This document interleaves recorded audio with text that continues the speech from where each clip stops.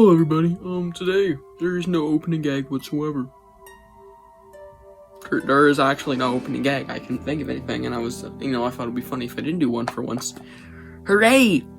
Today, is the start of Monsterblood week, and all week, of course, we're gonna be reviewing every Monsterblood book there is, besides one of them, which I do not have, which is, Goosebumps for Sense, but I doubt you all even care, But when I will get to those books eventually when I get more of them, because I don't have very many because they're hard to come by.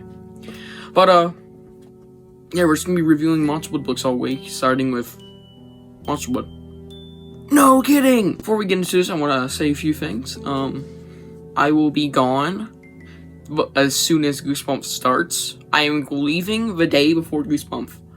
Yes, Goosebumps, it's happening. It's happening in July, and the reason it's happening is because Goosebumps is 31, and I thought it'd be cool if I did something else this year.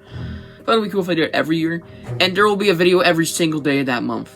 But as I said, you most likely, unless I really can't do one, if I'm like sicker than dog shit. One day we'll even have 2 videos. It's actually really early in the month, but again, I am going to be on vacation. So it kinda sucks, but I will be back July 4th. Awesome, I know. But there will be videos premiering on that day, since I don't think I'll be able to just upload them. I want them all done, and I have to launch off fireworks, of course. So, but, yeah, I'm going on vacation. I'm leaving June 31st, and coming back July 4th. But yeah, you won't actually be seeing like real videos until like July 5th. When that month starts. So there's gonna be some, well, real videos like real time that were made that same day. This is made the same day it's being uploaded.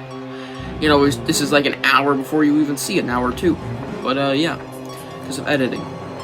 So yeah, just thought I'd give you guys a heads up, and I'm not gonna be here for the beginning of Goosebumps. Without further ado, let's actually get into this book review now. So obviously, we always start off with the blurb. Now, let's read a blurb. Hooray. While staying with his weird great-aunt Catherine, lovely name, Evan visits a funky old toy store and buys a dusty can of Monsterblood. It's fun to play with at first, and Evan's dog, Trigger, likes it so much, he eats some. Lovely! But Evan notices something weird about the green slime. It seems to be growing. No kidding! Everybody knows this shit. And growing.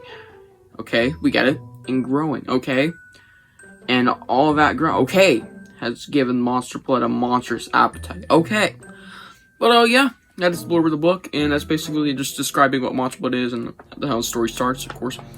And the book itself, pretty decent, and it's one of the first books, the 3rd book in the series. It made many spin-offs, 6 total if you don't include the one that's based off the episode, the Presents book, which we're not reviewing. But for further ado now, let's get into the upsides of the book. Hooray! So now for the upsides. God, there's quite a few. Monsterblood, that's just straight the first one. Monsterblood is a great villain, one of the most iconic ones, and I'm just gonna be super sad if it does not appear in the Disney Plus show. It's one of my main predictions. It's a very popular series. There's so many sequels, so just like how there's Haunted Mask sequels, Slappy sequels, I believe them sequels, whatever you want to call them, since they always have like a different type of name. But I can't just overrate it, because I don't think it's the best villain, of course, but I still think it's a pretty damn good villain. Another thing I really liked about the book was Evan. Finally, a protagonist that's actually really enjoyable. I love Evan. Very awesome character. I'm happy that he's in every sequel, for the most part. Excluding everything after the 4th one. But yeah, for the first 4 sequels, he was in every single one of them. It's not spoilers, just read the back of the book, okay? No spoilers. But, I really like Evan, because, you know, finally a reoccurring protagonist that isn't just like Carly Beth or something. Because even in the books with sequels, like Return to Ghost Camp, it's not really a sequel exactly. It's just a continuation of the story, which is kind of a sequel, but it's like from a different storyline or an alternate universe sometimes, or it just doesn't make sense, and has no right to be a sequel. But, honestly, Evan Ross is a nice returning character, reoccurring character. I also really like Andy. Andy is a nice recurring friend character.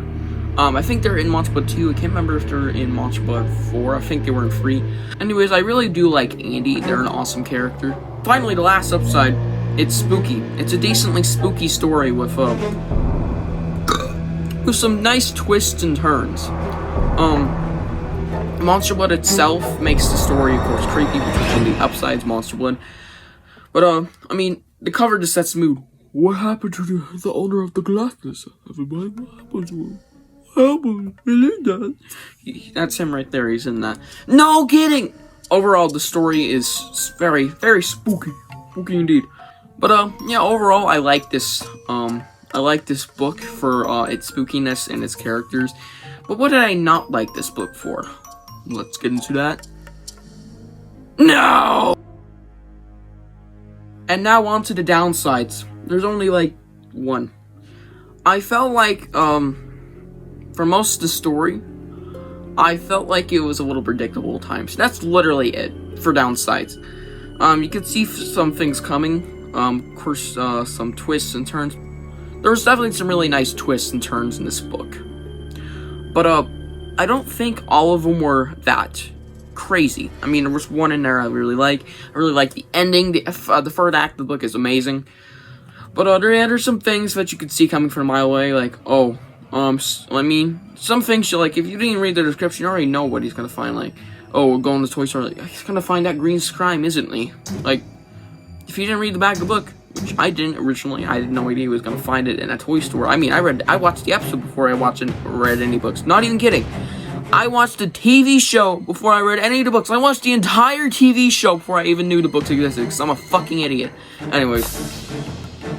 And and by the time I read these books, I completely forgot all the episodes because, you know, I'm retarded. But I was like 7, so. Anyways, seriously, I feel like there was some parts of the book that lacked a little bit because I could kind of see it coming, but it was still pretty decent, overall for those parts because I did enjoy them. Nothing really bad about the book, just okay. Like, look at me, and I knew it was gonna happen. Okay, kind of do that. Anyways, let's get into the rating of the book now. Now with everything said that I wanted to spell on my brain. Wasn't many downsides, definitely a few upsides, and overall, pretty decent book. So let's get to the rating. Hooray!